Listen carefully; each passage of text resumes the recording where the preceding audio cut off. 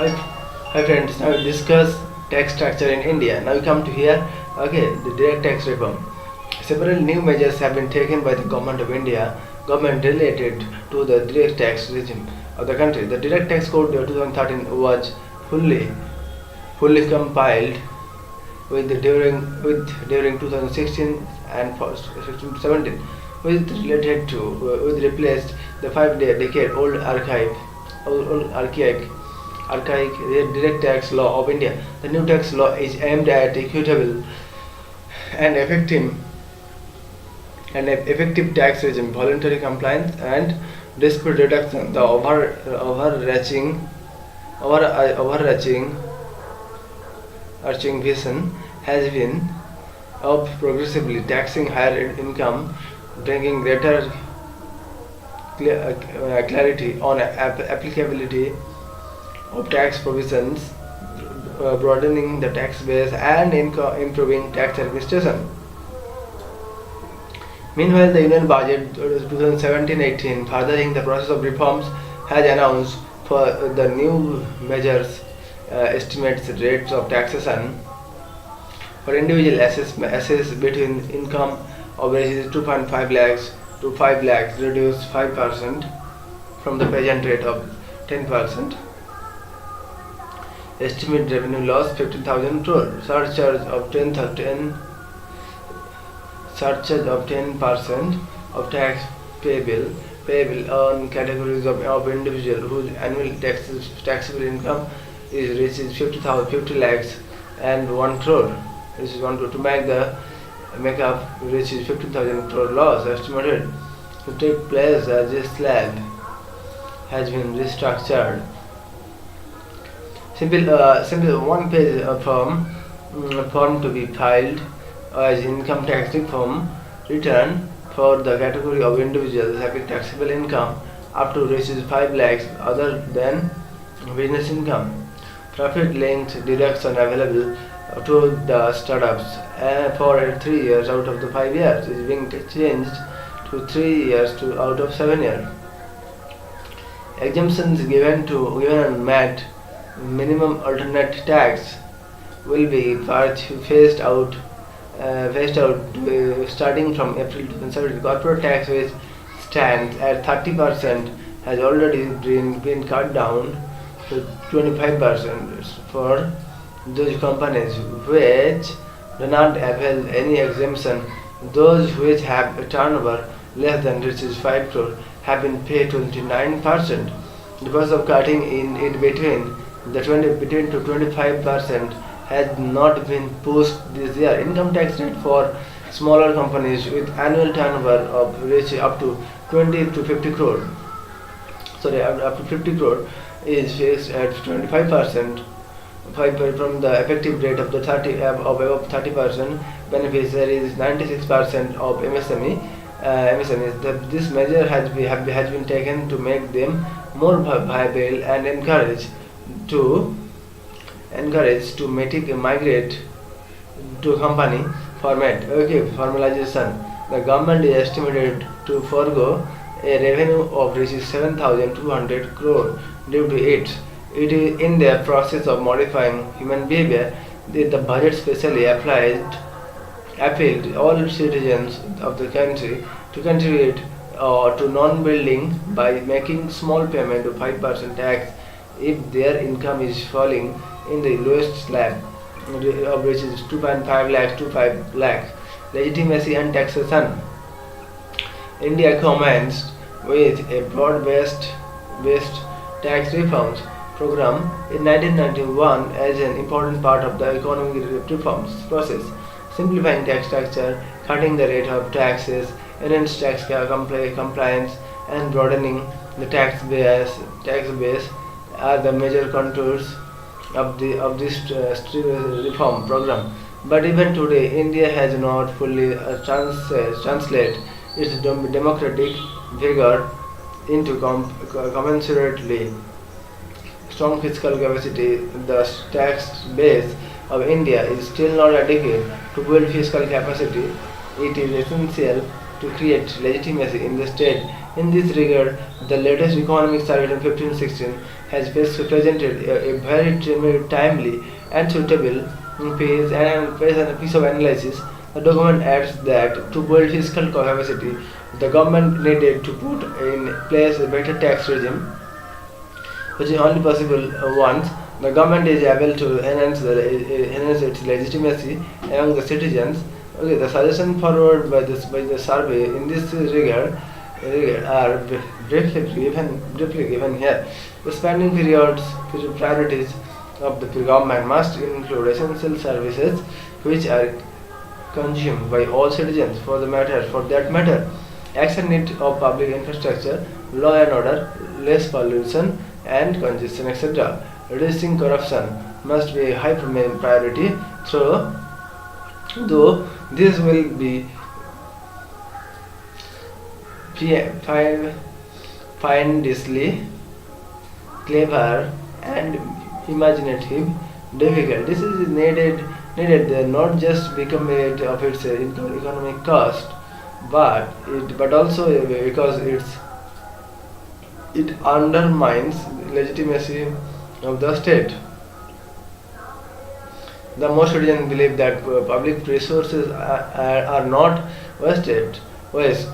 The greater they will be willing to pay taxes. Improving transparency through the efficient actioning of public assets will help create legitimacy and over time strengthen fiscal capacity. Subsidized to the well-off need to the scaled back. As present, it is estimated to be around 1 lakh crore. Phasing down these bounties and targeting subsidies for the poor is more important in strengthening legitimacy. In the same way, the existing regime of tax exemptions redistribution income towards the richer private sector, it delivers the legitimacy of the state in the eyes of the poor citizens. There is a need of putting in place a reasonable taxation provision for the better of section in the country, regardless of where they get their income from: industry, services, real estate, and agriculture. Okay, and property taxation.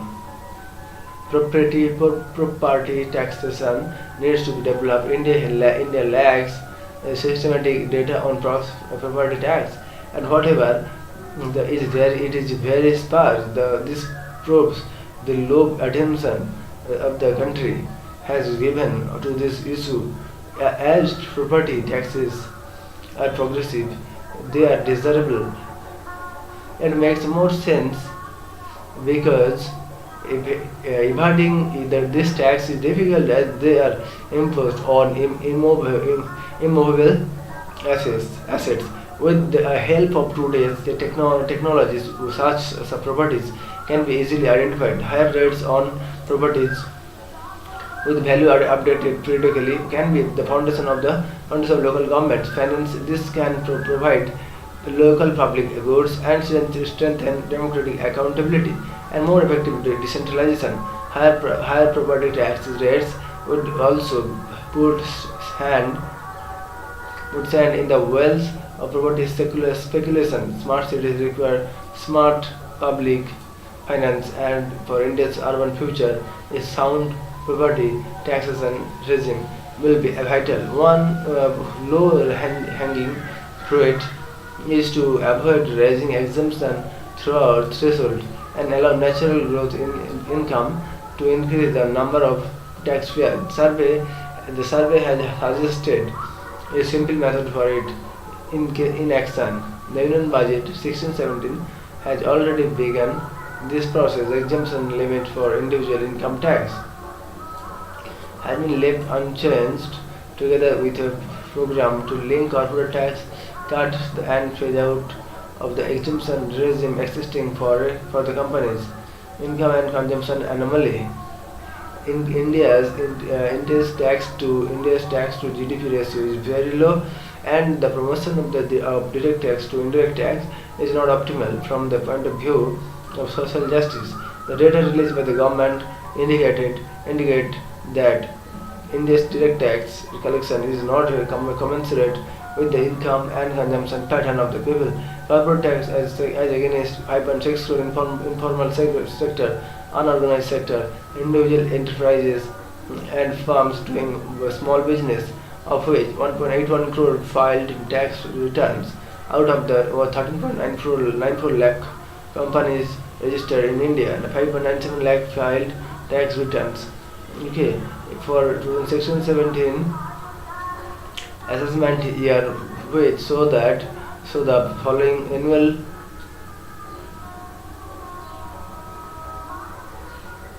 following annual profit before tax pattern. So the following annual profit 2.676 lakh companies have been shown lessons or zero income. 2.85 lakh companies had less than 1 crore profit. Profit of 28,667 companies was between 1 crore to 10 crore. 7,781 companies profit more than 10 crore. In individual income tax, as against estimated 4.2 crore persons engaged in organized sector, employed, the number of individuals filing returns for salary, income, are 1.4 crore or 7.4 crore. Okay, the number of individuals filing return 1.74 crore in 2015-16. Okay, assessment year 2016-17, a total 3.7 crore individuals filed income tax returns, which did so the following annual income pattern. 99 lakhs so annual income below the exemption limit, average 2.5 lakh. Okay, 1.5 crore so individual between 2.5 to 5 lakh, 52 lakhs so income between 5 to 10 lakh, only 24 lakh people so income above 10 lakh. 76 lakh people declared income above the 5 lakh. Only 1.72 lakh people did so income more than 50 lakh. Okay, the demonstration process has given government new data. Again, new data related to people's income. About 1.09 crore accounts saw average deposit between 2 to 80 lakh. Deposit of more than 80 lakhs were made in 1.48 lakh accounts with average deposits 3.31 crore. This data mining will help the government in increasing the tax net and tax revenue in future. The above given data can be constructed with the fact that the last 5 years more than 1.25 crore cars have been sold, and number of Indians who lived abroad either for business or tourism was 2 crore in the year 2015. From all these figures, it can be concluded that India is largely a non-compliant society, tax non-compliant society. The predominance of cash in the economy again makes it possible for the few people to evade their taxes. When too many people evade taxes, the burden of their share falls on those who are honest and compliant. Future outlook: the tax reform has been an integral part of the economic reform process in the country. Much reforms have been done by now through the past and method at times have not been so praiseworthy as India's reform have been gradual and incremental. The laxity and tax reform might be due to this. Also, in the backdrop of the development so far, the five-pronged strategy has been suggested by the latest economic survey. GST should be brought in coverage to include activities that are the source of black money creation, land and other immovable property. Individual income tax rate and real estate stamp duties should be introduced. The income tax should be widened gradually, and which could progressively encompass all high incomes. The timetable for reducing the income tax and reducing the corporate tax rate should be accelerated, and tax administration should be improved by reducing the discretionary powers on tax officers. parts of tax officials and improving accountability in the process of collecting taxes of newly disclosed and undisclosed wealth. Tax harassment must be avoided by officials of all ranks of hierarchy. The tax administration must shift to greater use of data. It's more smarter evidence-based scrutiny and audit, greater reliance on online assessment with less physical interaction between taxpayers and tax officials. Once GST enforced, much more data will be available on the individual transactions. By using the data together with greater information sharing between the direct and indirect tax department at the center, along with the coordination with the states, other compliance can be achieved through non-conformity means in relation to indirect as well as direct tax collection. The promise of digital age can be used to improve the tax administration in the country in a big way. So now completing the chapter. Okay, so I think it will help you. So thank you, friends.